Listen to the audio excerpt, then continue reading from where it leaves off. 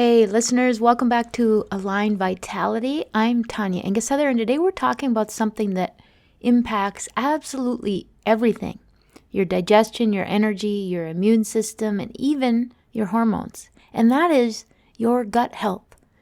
If you've been struggling with bloating, fatigue, brain fog, stubborn weight gain, your gut might be the missing piece. And before you roll your eyes and think, here we go, another gut health trend, just hang with me because this isn't about green smoothies or probiotics. This is about understanding how the gut is the foundation of every system in your body and why before any supplement, detox program, or weight loss medications like GLP-1s can really help, we have to get digestion and absorption working properly first. So let's dig in. Do you want to recharge your energy, renew your mental clarity, and rebalance your hormones? Well, you are in the right place.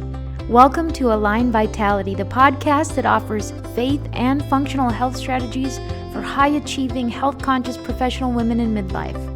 I'm your host, Tanya, a certified functional health practitioner, leadership coach, and fellow midlife woman who knows what it's like to look strong on the outside while struggling silently on the inside.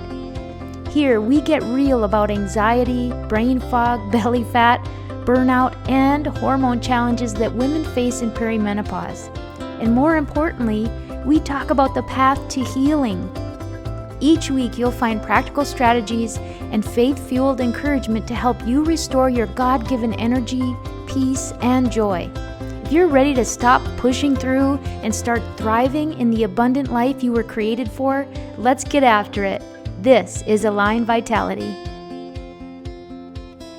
Here's the thing, your gut is really kind of your body's command center, outside your brain, of course. When most people hear gut, they think digestion, but it's so much more. Your gut is kind of a second brain. It has its own nervous system called the enteric nervous system, which produces about 90% of your serotonin. It is an immune organ. 70 to 80% of your immune cells live along your intestinal wall. And it is a communication hub. It talks constantly with your brain, your thyroid, your adrenal glands, and even your ovaries. Now, if that network gets disrupted from stress, poor diet, antibiotics, or toxins, or general inflammation, it can cause chaos everywhere else. You might see symptoms in your skin, in your mood, in your energy levels, in your hormones, long before you ever feel any kind of stomach pain or other digestive symptoms. The gut isn't just where food is broken down, it's where your body decides what gets in and what stays out of your circulation. When that barrier, the gut barrier, becomes leaky or inflamed, things like toxins, bacteria, or undigested food particles can sneak into your bloodstream, triggering inflammation and immune reactions that keep you feeling tired, unwell, puffy, all kinds of things. Now let's talk about stress for a second, because this one's a little sneaky. Your body doesn't separate emotional stress from physical stress. Whether it's a deadline at work, a difficult conversation, or too many processed foods in your diet, your nervous system reacts the same way. It redirects blood flow away from digestion and towards survival. That's why when you're anxious or in go mode, you might notice that you're bloated, constipated, or losing your appetite. You can't digest properly when your body thinks it's running from a tiger. One of the most powerful things you can do for your gut isn't a supplement, it's creating parasympathetic moments throughout your day. Moments where your parasympathetic or your rest and digest nervous system can kick in and give your body some reparation and rest. Whether that's some deep breathing before meals, sitting down away from your work to eat instead of trying to multitask or cram your food down quickly. taking 5 minutes outside in the sunshine between meetings, laughing, moving, praying, stretching, those small moments that give I'm safe signals help your body shift from fight or flight into rest and digest mode where healing happens. Now, here are a few patterns that I see over and over with midlife women, and maybe you'll recognize yourself in one or two of them. The first one is low stomach acid. It sounds counterintuitive, but most heartburn and reflux actually come from too little acid, not too much. Low acid means that food sits in your stomach longer, creating pressure and gas. It also means you're not absorbing key minerals like zinc, magnesium, or iron from the food that you are taking in. A second imbalance that I see are bacterial imbalances. Years of antibiotics, antacid uses, processed foods can shift your gut flora or bacteria toward more opportunistic or bad bacteria and create less diversity in the gut biome. That imbalance can cause bloating, sugar cravings, mood swings, and a sluggish metabolism. The third pattern that I often see is constipation or sluggish gut motility. If you're not having regular bowel movements, and let me just stop here and say, no, it is not a normal or good thing if you don't poop every day. Your body can't eliminate toxins or excessive hormones. So then bad, already used hormones kind of get recirculated in the blood. Toxins get recirculated in the blood. And that alone can lead to fatigue, skin issues, estrogen dominance, all kinds of multi-system types of dysfunction and symptoms. And finally, leaky gut or intestinal permeability. This happens when the gut lining gets inflamed and leaky, allowing things into the bloodstream that shouldn't be there. Over time, this can contribute to inflammation, food sensitivities, and overall immune dysfunction. And if you have a leaky gut, chances are you also have a leaky brain, because some of the same chemical messengers that control what gets let in from a gut lining standpoint also regulate what gets into the kind of the barrier that protects your brain.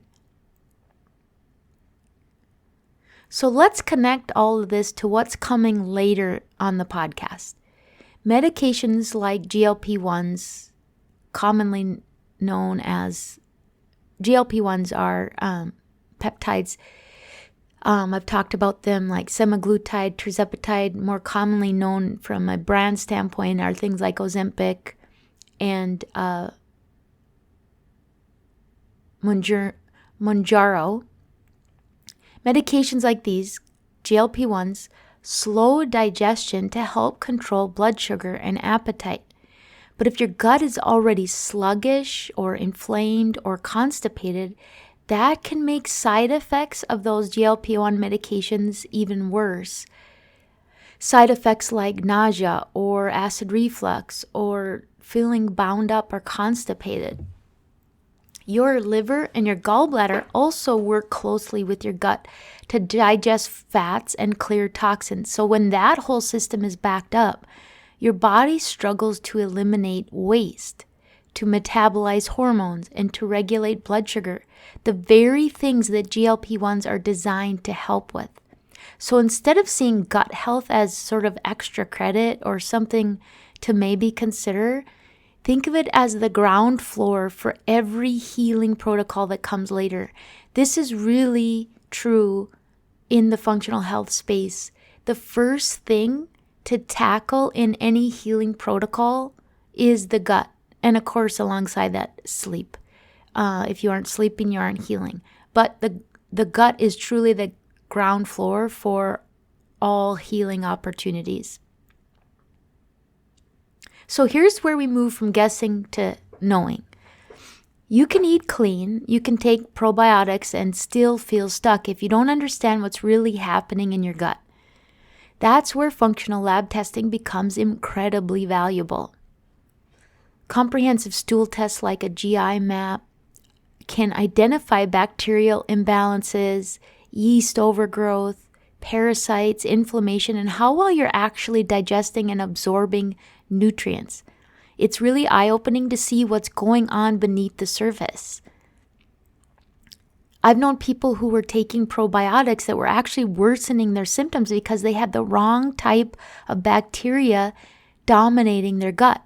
And others were eating tons of greens and still inflamed because of how low stomach acid or hidden pathogens that they weren't addressing. Testing removes the guesswork. It allows you to focus your energy, focus your money, and your supplements where they'll make the biggest difference.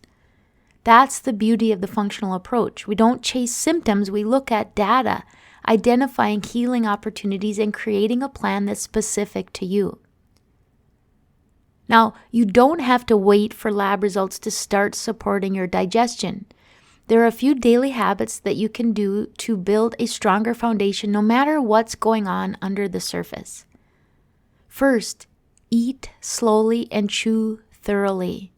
This is one that I continuously need to work on. I think cramming food down in between classes in college set me up for failure in this regard. I still struggle to take my time.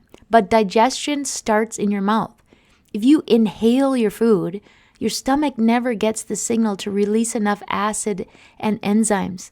And the food isn't broken down adequately to maximize the amount of nutrients that will be absorbed from the food. So chewing is essential. Second, hydrate between meals, not during your meal. Too much fluid with your meals can dilute your stomach acid. So sip water throughout the day and before meals, but try to limit large amounts at mealtime.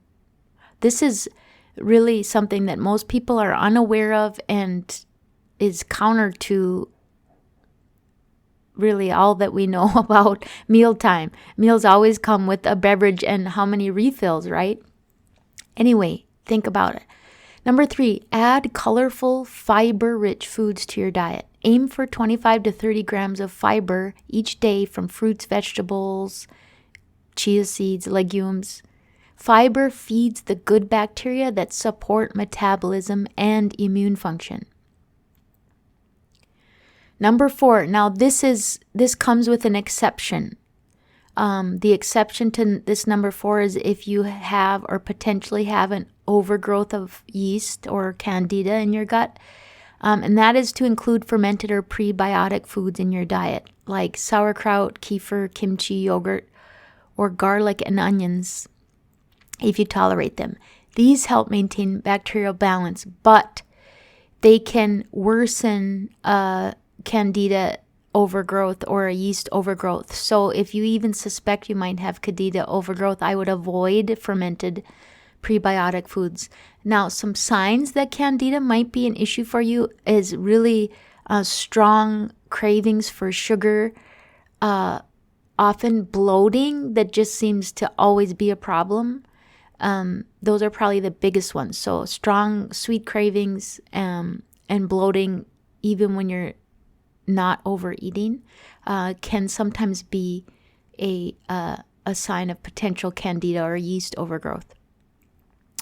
Habit number 5, support your digestion naturally. So use lemon water or apple cider vinegar before meals to gently stimulate stomach acid, or consider taking kind of a natural digestive enzyme supplement to support digestion. This is something that I do. This is one of the things that's part of my daily supplement routine, and that is a digestive enzyme.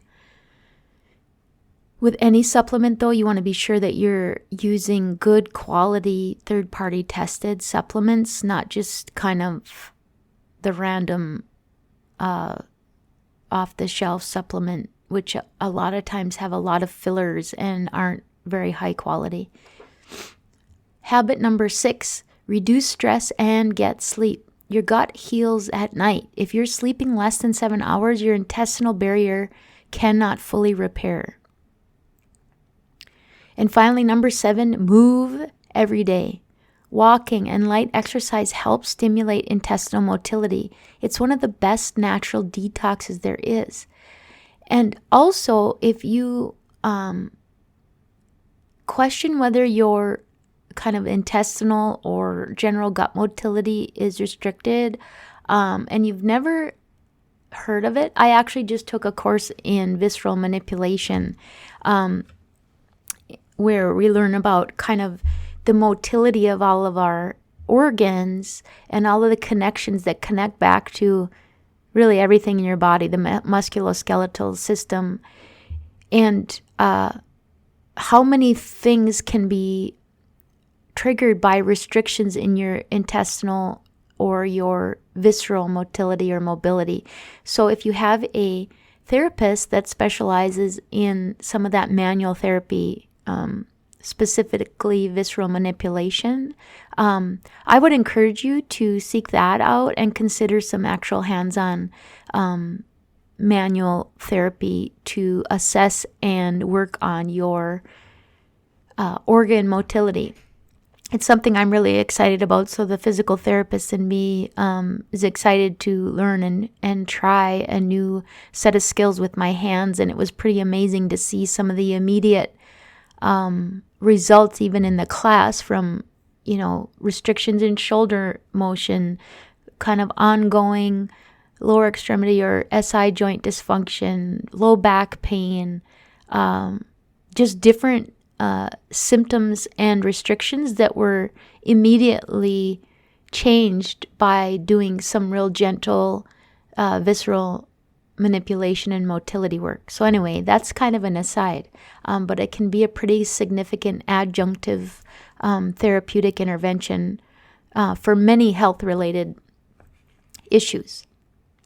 Now, let's talk about supplementation for a minute, because this is where many women waste time and money. There are some common supports that can help, like magnesium citrate or glycinate for motility, probiotics or spore-based blends for microbial balance, L-glutamine or collagen for gut lining repair, digestive bitters or digestive enzymes for improved digestion, different fiber blends or binders for gentle detox support. But here's the key: supplementation should never be one size fits all.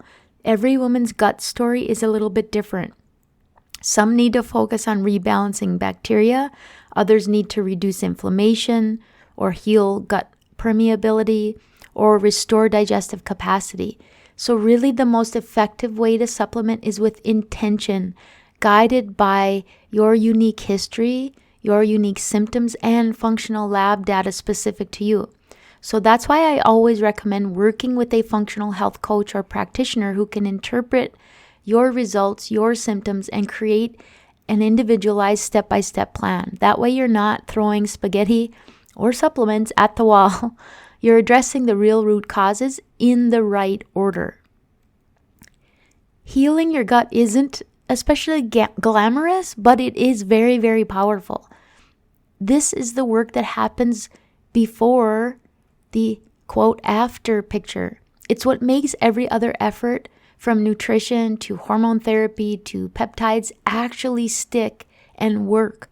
So if you're feeling impatient or discouraged, remember, progress at the cellular level often starts quietly. The changes may begin with better digestion, clearer skin, or less bloating, and those are signs that your body is responding.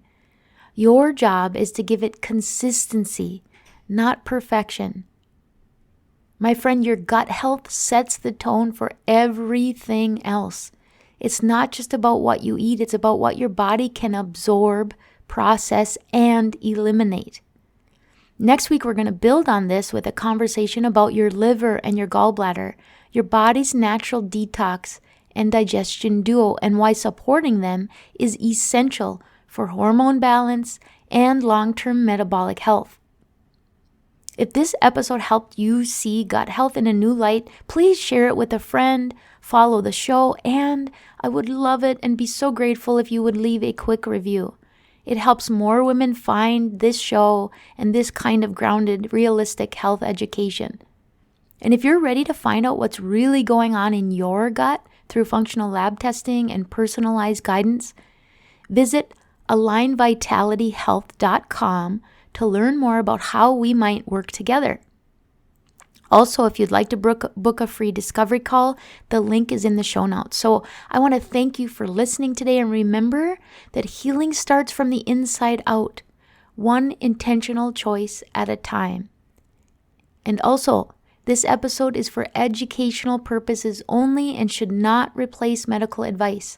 Always consult with a qualified health practitioner before making dietary or supplement changes. Until next time, lead well, live well, and be well, sister friend. Thank you so much for joining me today, my friend. If today's episode encouraged or blessed you, would you please take a minute to leave a rating and written review on Apple Podcasts? It means the world to me, and it helps more women like you discover this message of hope and healing.